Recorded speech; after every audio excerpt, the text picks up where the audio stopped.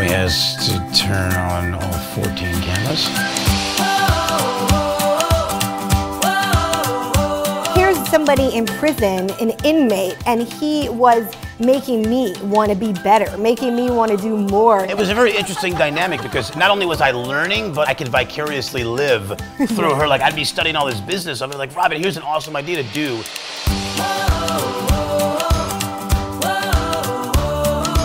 Surfing through the radio one night, young in prison, this bubbly, genuine young lady pops onto the radio. You know, that's how we met. He was my #1 fan. #1 fan.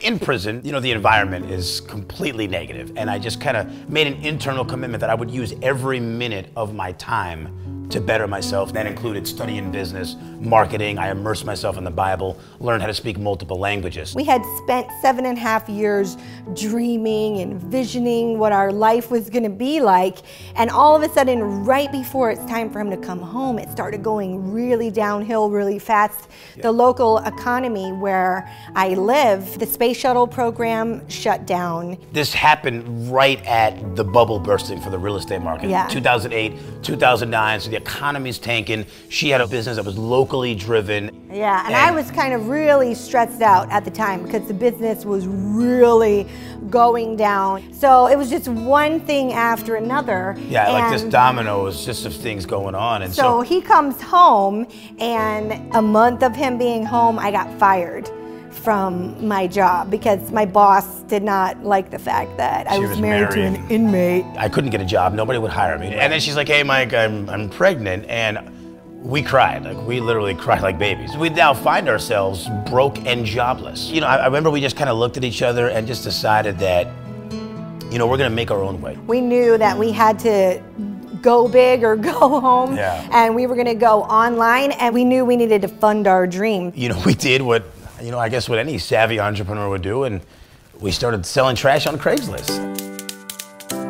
We just naturally had this love and passion for marketing because when he was in prison, we would study marketing. The realization when we landed that first client, because our first client was in Australia, like made it all real. $13 an hour. $13 an hour, and we were so excited about it. We were thrilled. Because it proved to us that we can do this. Now we just have to just get better at it, scale it, and get bigger. We were taking those skills and applying them to clients and, you know, building landing pages and websites for them and online marketing stuff. And so we just became these like idea-giving machines. Because we knew that it would reciprocate more for us to do for them, right? And it was beautiful. It was like our big budget playground. Yeah. So we got to see all these different scenarios, what works for who and what's just a bunch of hype. So we really got to just hone our skills and really learn from real life examples. And so we started making our clients millionaires. Yeah. So we had like a waiting list of clients. We're doing this done for you. We've got a waiting list of clients, and we were visiting Robin's family for Christmas, which is, they live in Michigan in this really small town,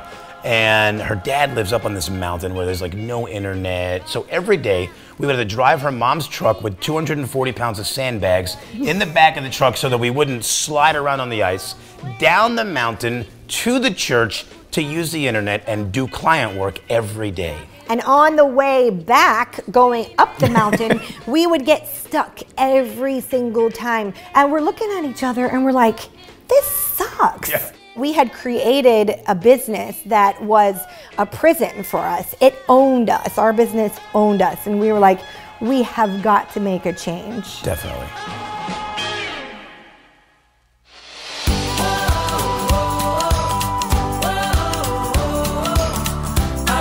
Until it's too late, let's dream away, it can happen. So from that Christmas, you know, Robin and I, we kind of just drew from all the experiences and challenges we'd faced before in life. We decided that we are going to do, you know, just strictly the consulting, you know, online marketing side of things.